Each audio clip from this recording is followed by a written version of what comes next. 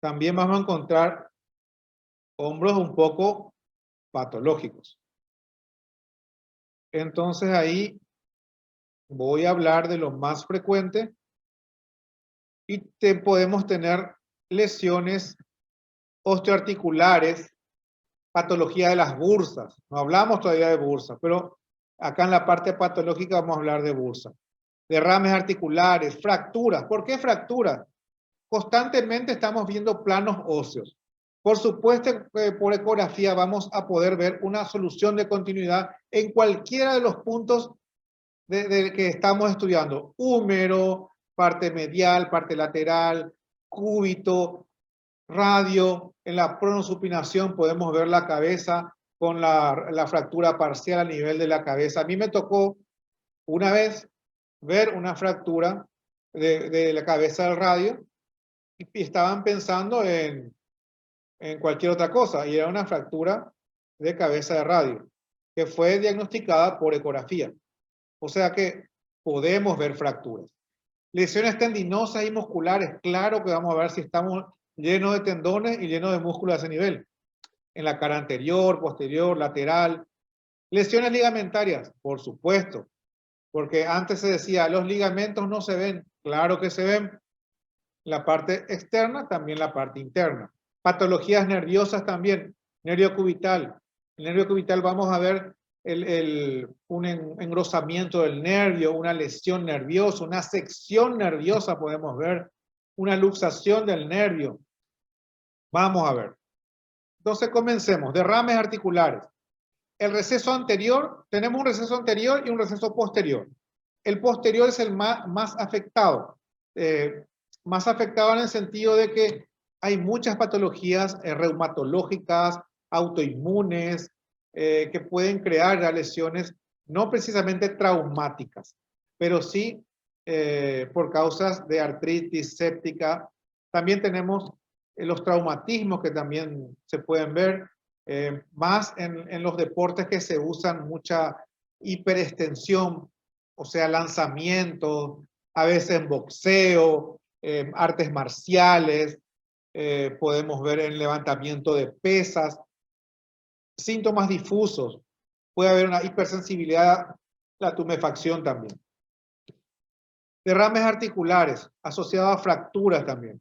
La fractura y más otra vez dentro de esa cápsula única que tenemos, puede haber derrames muy asociada una fractura a derrames. Y en ese caso podemos encontrarlo en cualquier parte cuando tenemos una fractura, tanto medial, lateral o posterior también podemos ver. Otra imagen de receso anterior ocupado por traumatismo. Hay, semiológicamente hay una dificultad para la hiperextensión. El paciente quiere tener más flexionado su codo, no puede hiperextender. Ese es un signo ya de una lesión probable, de una ocupación a nivel del receso anterior. Otra imagen de receso ocupado.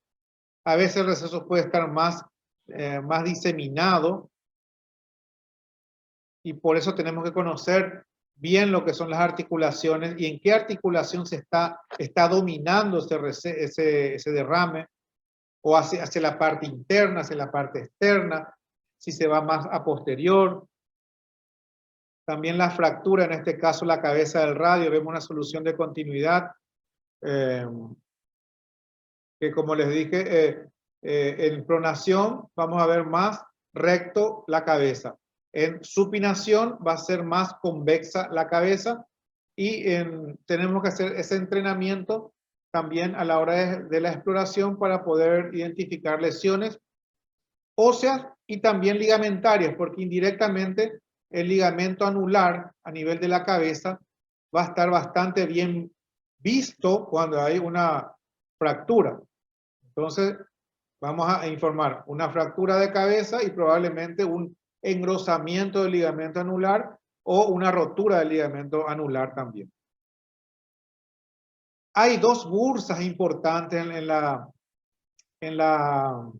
el codo.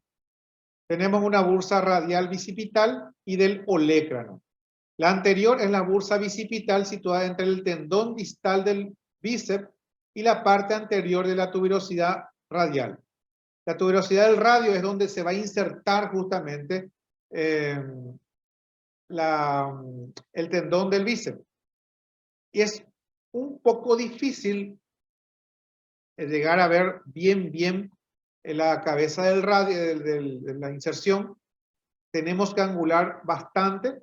Eso también es un punto que tengo que mostrarle en la práctica, cómo llegar a ver la entesis del tendón del bíceps en su porción corta. Porque a veces podemos tener también entesitis a nivel de la inserción inferior del bíceps.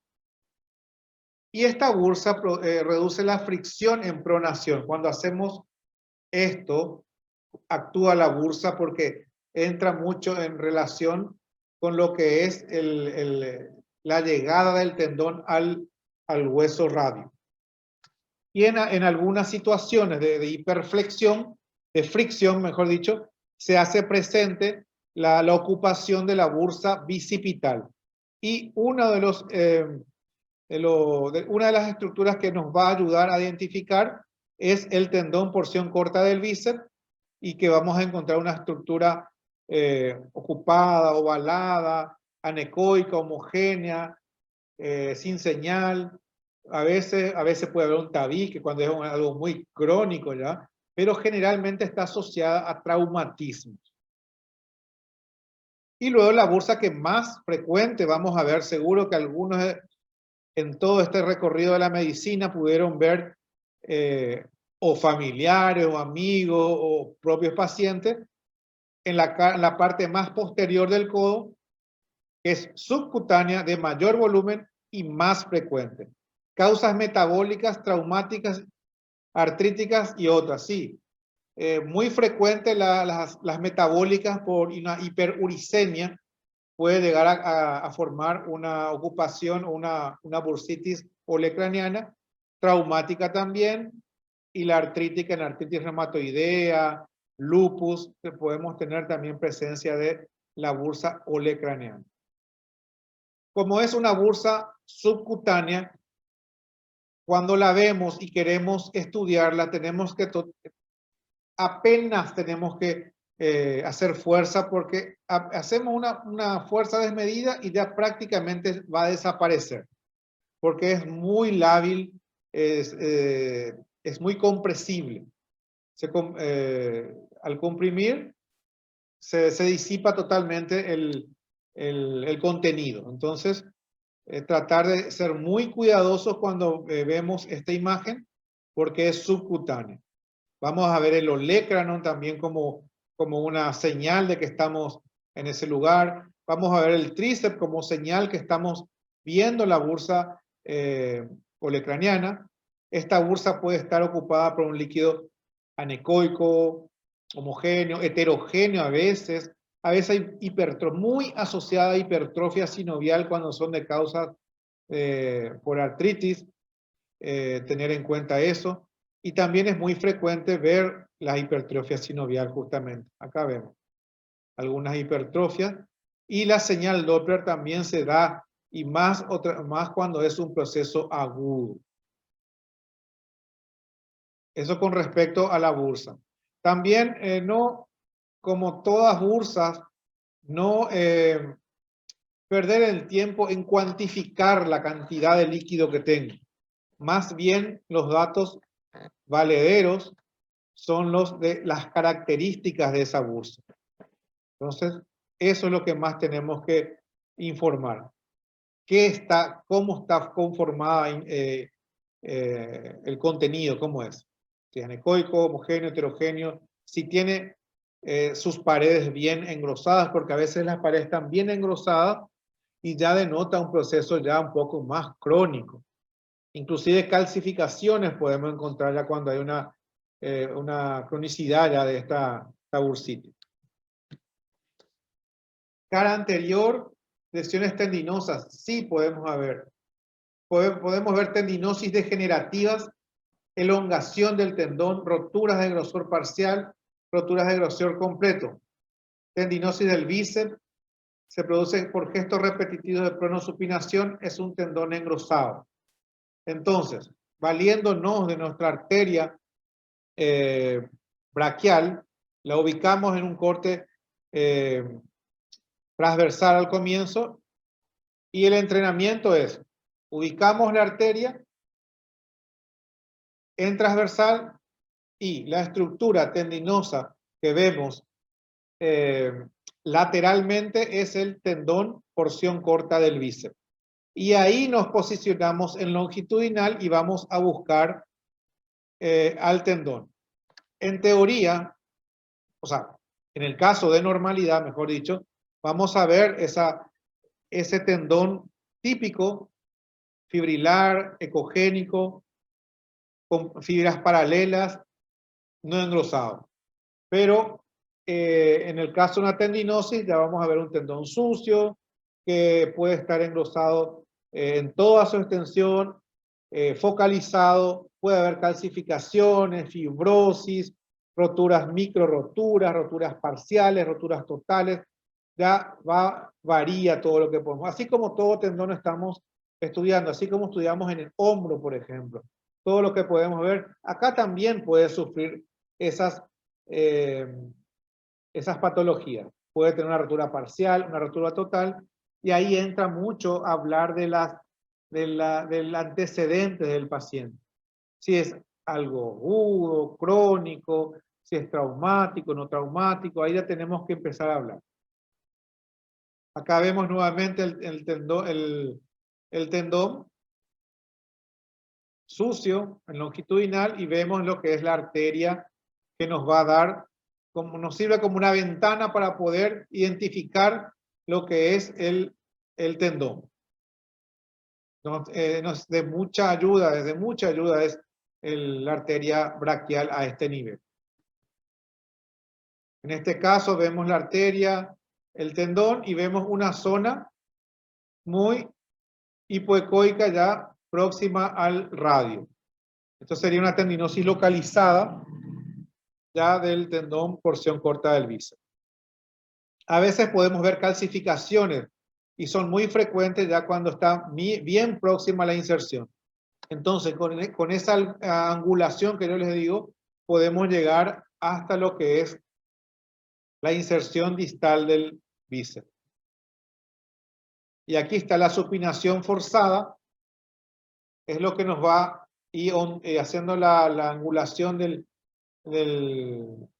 traductor. Vamos a ver lo que es la inserción distal del bíceps. Y ahí lo que podemos ver, la entesis afectada. Otra patología, elongación del bíceps, muy similar a la tendinosis. O sea, vamos a tener un tendón sucio y en este caso se acompaña de un derrame peritendinoso. Hay un predominio hipoecoico y hay un patrón fibrilar, está borrado, está sucio.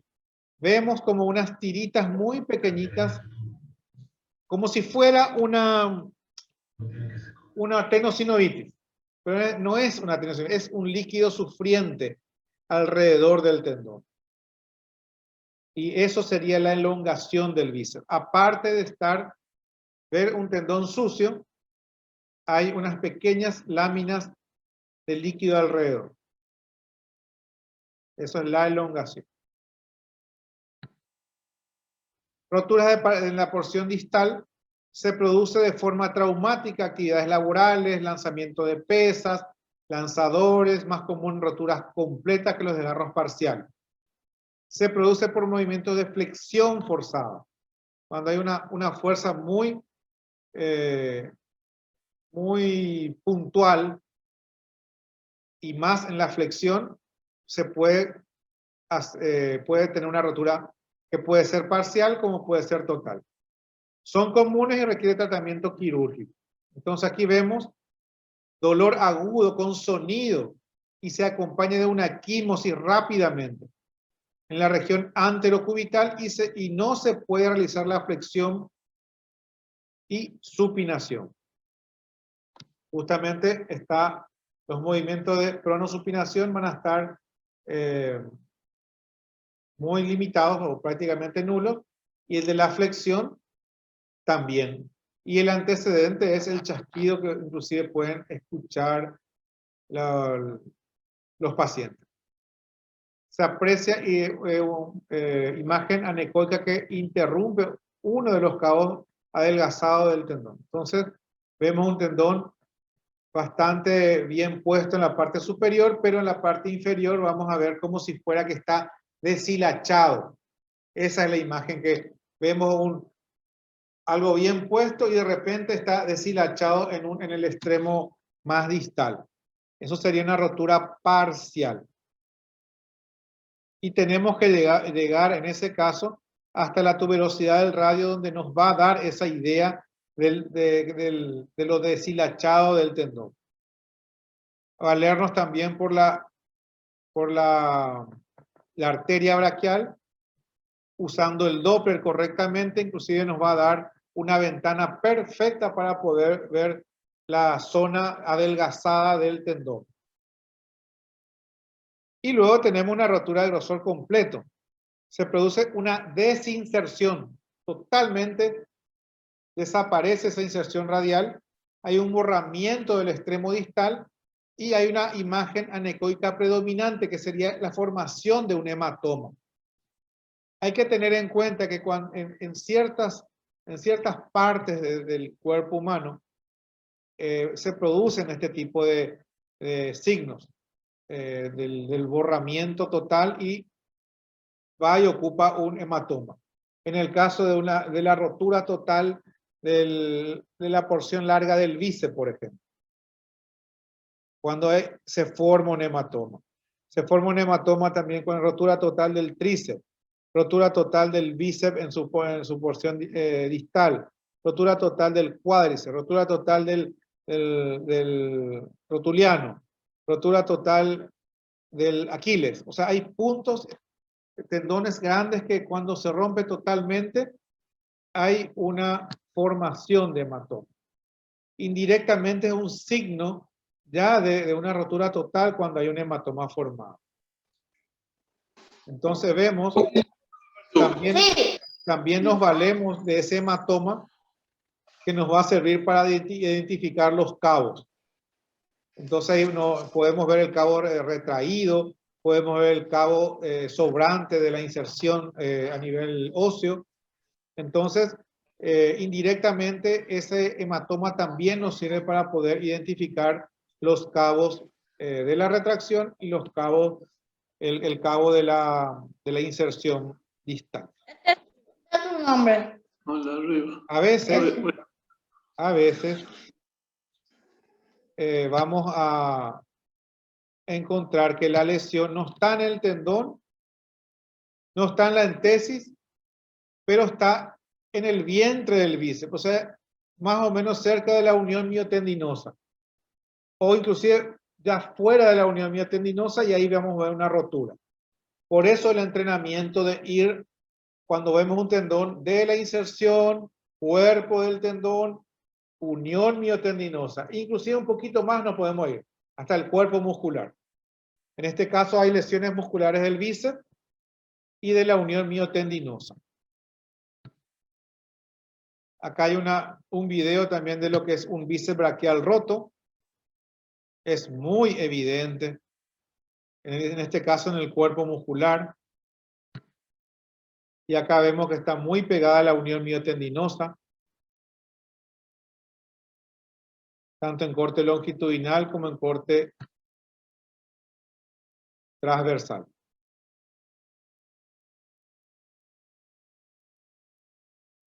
Se nos forma nuevamente así una imagen que le llaman embadajo de campana, también le dicen algunos, así muy, muy poético, pero es una imagen generalmente alargada, ocupada por imagen anecoica, homogénea, donde se nota retracción de fibras, que sería el muñón. Entonces podemos describir, en lesiones musculares se las identifica mejor en corte transversal pero a la hora de la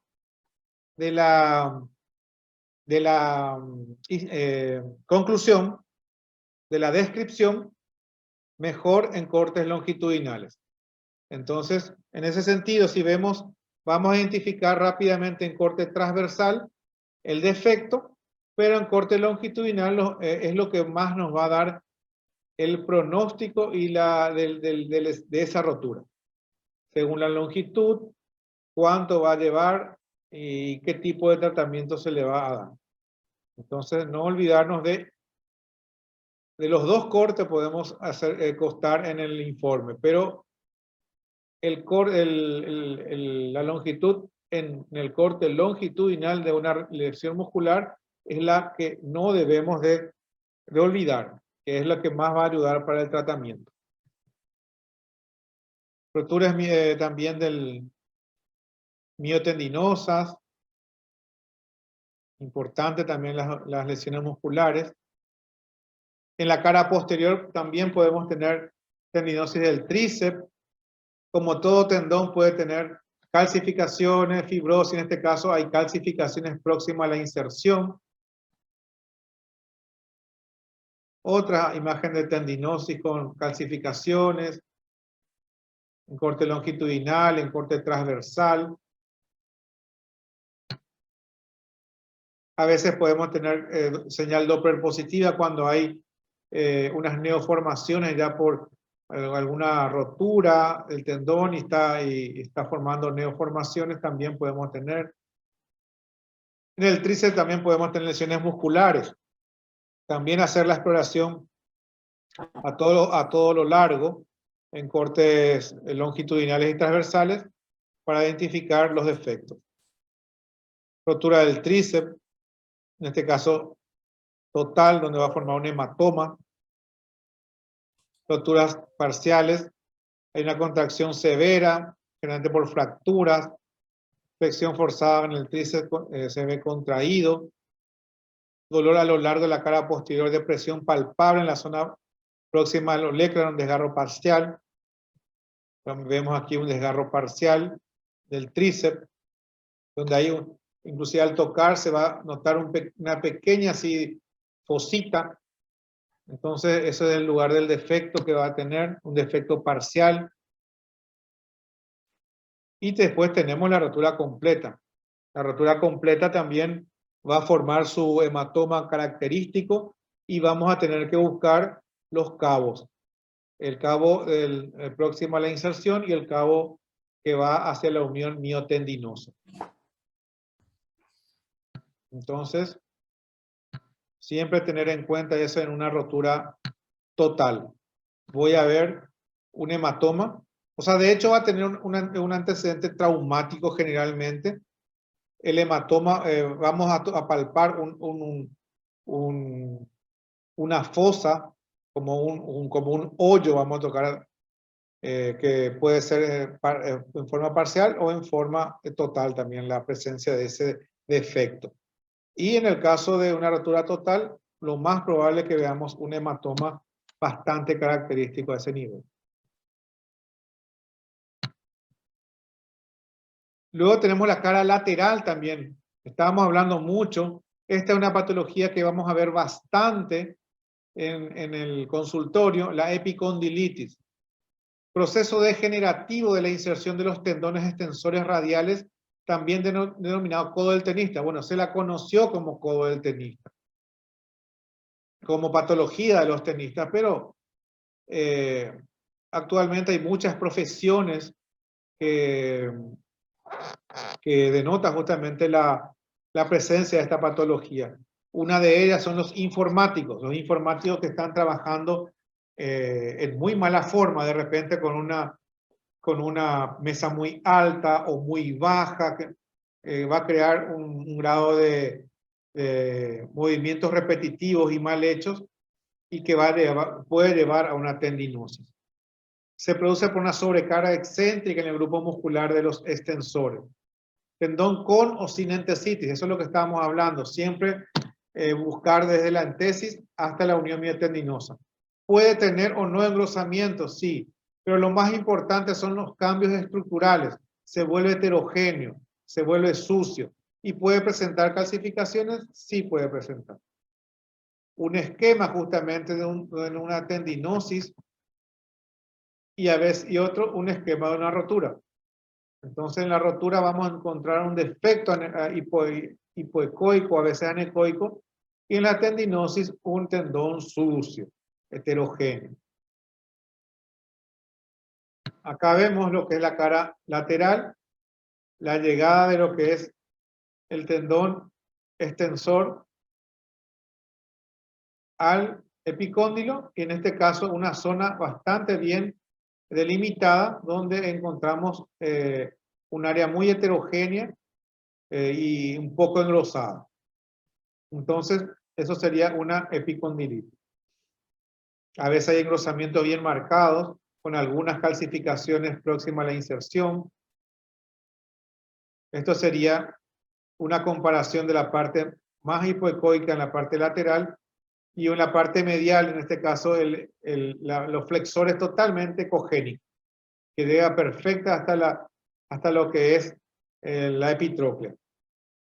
Entonces aquí tenemos un tendón extensor común con una tendinosis y un tendón flexor totalmente normal en la parte medial. A veces vemos engrosamientos bien localizados, comparando, nada que ver el lado medial. La comparación, a la hora de informar, tenemos que informar el lado lateral y el lado medial.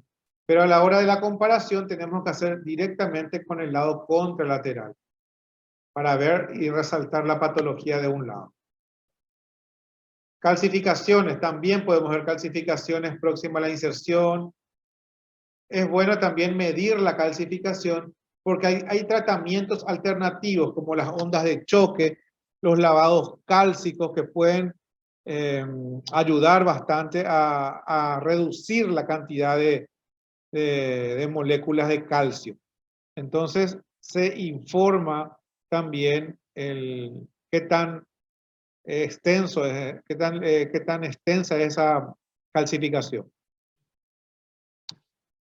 En la parte medial también tenemos otra patología muy frecuente, la epitrocleitis. La epitrocleitis también es otra enfermedad de la parte anterior medial del codo. También es un tendón, también puede presentar procesos degenerativos que afectan la inserción de los flexores, sobreuso en valgo forzado. Esto tiene que ver mucho por las personas que alzan cajas mucho tiempo, por ejemplo, alzan levantamiento de pesas, el valgo forzado. Signos ecográficos similares a la epicondilitis, o sea, el tendón sucio, las calcificaciones puede haber, roturas parciales, totales, fibrosis, se la estudia desde la entesis hasta la unión miotendinosa también. Pequeñas roturas y al Doppler también puede haber neovascularizaciones. Misma cosa, zona próxima a la inserción a la epitróclea, puede haber roturas parciales, totales, zonas bien delimitadas, engrosadas. Generalmente estos engrosamientos se dan próxima a la inserción. Muy raro que se vea así solitario ya en la parte del cuerpo o en la parte más hacia la unión miotendinosa. Calcificaciones también podemos ver. No olvidarnos también de los ligamentos que están ahí por debajo, ligamento colateral medial, el espacio articular, el cúbito. A veces encontramos roturas. En el tema de las roturas, hacer constarla tanto en corte longitudinal como el corte transversal, el defecto que podemos tener. Entonces, y muy asociado a traumatismo también. También se le llama codo del golfista, a veces la epitrocleitis medial. Entonces, según por los movimientos que hacen a la hora del saque, también afecta bastante la epitróclea. Ligamentos colaterales externos también se lesionan. Una vez que nosotros identificamos el tendón porción, el tendón común extensor, por debajo vamos a ver el ligamento colateral lateral, que sería su fascículo medio. Entonces es el que vamos a ver. Y generalmente otra vez está, si hay una rotura parcial o total, se ve más hacia la parte humeral, o sea, hacia la parte superior del ligamento. Acá vemos nuevamente el ligamento en el anterior, posterior, transverso, la parte medial, que tenemos el ligamento anterior, el que más se puede produce sus patologías, que va desde una distensión simplemente, una distensión con engrosamiento, un engrosamiento con rotura parcial, un engrosamiento con rotura total.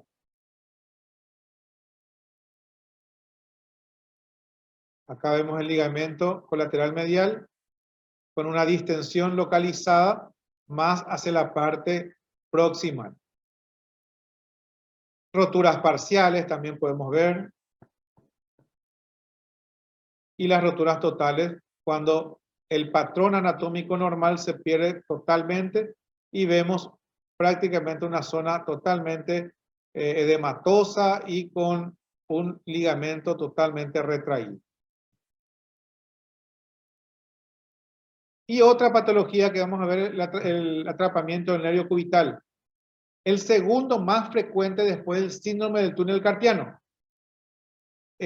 Vamos a tener un dolor en la cara posteromedial del codo, tumefacción, hipersensibilidad en el canal cubital. Entonces, ya sabemos que anatómicamente vamos a buscar el olecranon y la epitróclea, y ahí en el medio ese es nuestro canal. Y ahí vamos a buscar al nervio cubital. Hay parestesia en el cuarto y el quinto dedo. Muy frecuente es la afección del cuarto y el quinto dedo. El hormigueo o la hipersensibilidad a nivel del cuarto y el quinto. Eso nos está hablando ya indirectamente de un atrapamiento del nervio cubital, que puede estar a nivel de la muñeca como a nivel del codo. Se hace en corte longitudinal, hay un aumento de grosor asociado a traumatismo y no mayor a 14 milímetros sería lo normal. O sea, 13 hasta 13 normal. Pero posteriormente ya 14 en adelante ya se considera un nervio cubital engrosado. Aquí tenemos el trayecto del nervio cubital, que sería el azul. Pasa por bien pegado a la epitróclea, nervio cubital.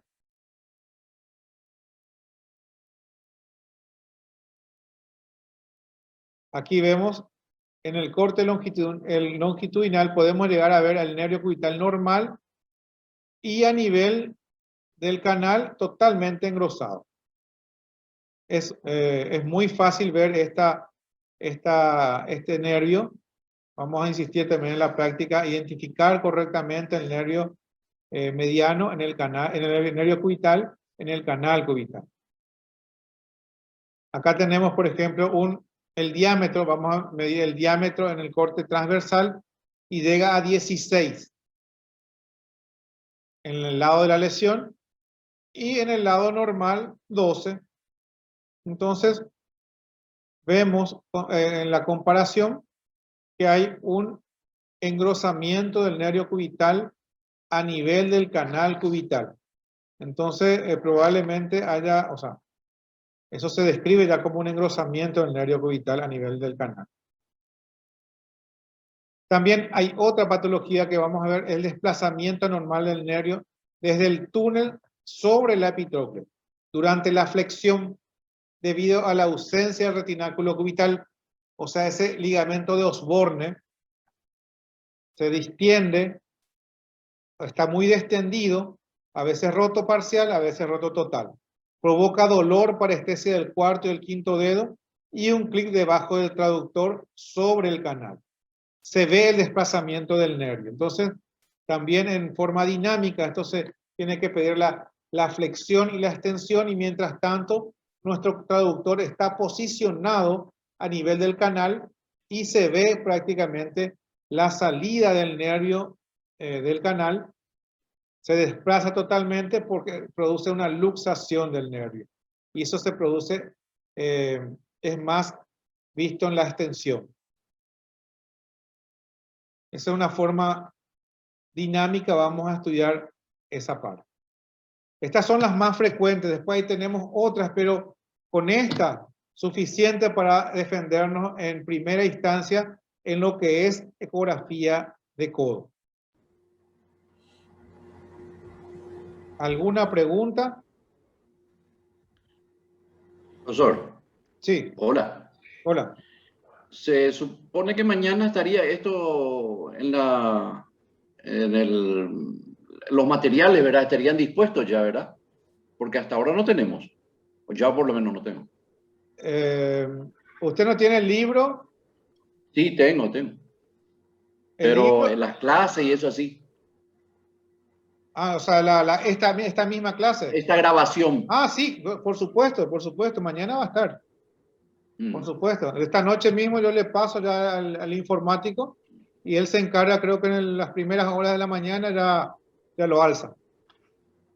Otra pregunta. Sí. ¿Y el formato para informar también nos daría igual que? Sí. Bien. Bueno, muchas gracias. Esa es mi pregunta. El tema, el plan es el siguiente con respecto a codo. La clase de hoy se sube mañana a la plataforma. En el transcurso de la mañana o para el mediodía les voy a enviar el cuestionario, las 20 preguntas de los puntos más importantes de lo que es el codo normal y las patologías más frecuentes y qué tenemos que saber de cada una de ellas, lo que no debemos de olvidar de codo. Y también les voy a enviar un modelo de informe de codo. Esas tres actividades y aparte ya vamos a tener el sábado lo que es la práctica donde voy a insistir en algunos puntos que por más que ponga un video, por más que ponga la mejor explicación, la forma, la fijación es haciendo en dinámico. Como identificar la inserción distal del bíceps en el radio. Ver el nervio cubital en el canal cubital también. Ver el desplazamiento de la cabeza del radio y cómo nos muestra cuando es bien recto y cuando es bien curvo. Ver la relación de la arteria con el tendón del bíceps y la relación con el nervio. Esos son puntos muy importantes que en la práctica una vez van a ver y nunca más se van a olvidar. Entonces, de igual manera, las explicaciones van a ayudar y con un poco de práctica y viendo el video que vamos a hacer también ahí, se va a poder reforzar. Entonces, el sábado va a ser nuestra primera práctica de estas dos articulaciones. Luego vamos a tener... Sí. Otra cosa. El examen anterior, perdón, cuestionario. El examen, todavía no pudimos alzar. ¿Cuándo vamos a hacer eso? Voy a hablar con Damián. Justamente yo le dije eso. Tenía que tirar las directrices. Voy a insistir con él. Ya está en la plataforma, doctor. Yo ya encontré. Está en la plataforma. Ah, bueno. ¿Pudiste alzar?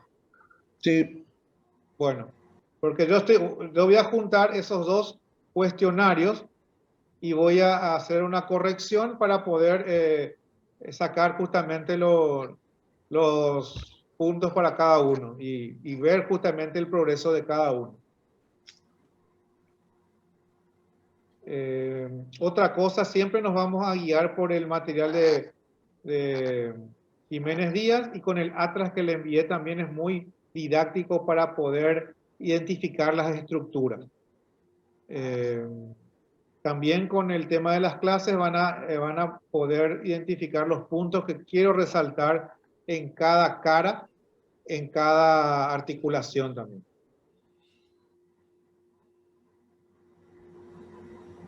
Ok, Doc. Hasta el sábado. Perfecto. Les espero el sábado a partir de las 8, con muchos pacientes y con buenas máquinas. Ok, Excelente. buenas Nos vemos el sábado. Dale, que descansen y espero que sea de su agrado la clase de hoy. Buenas noches, compañeros. Buenas noches para todos.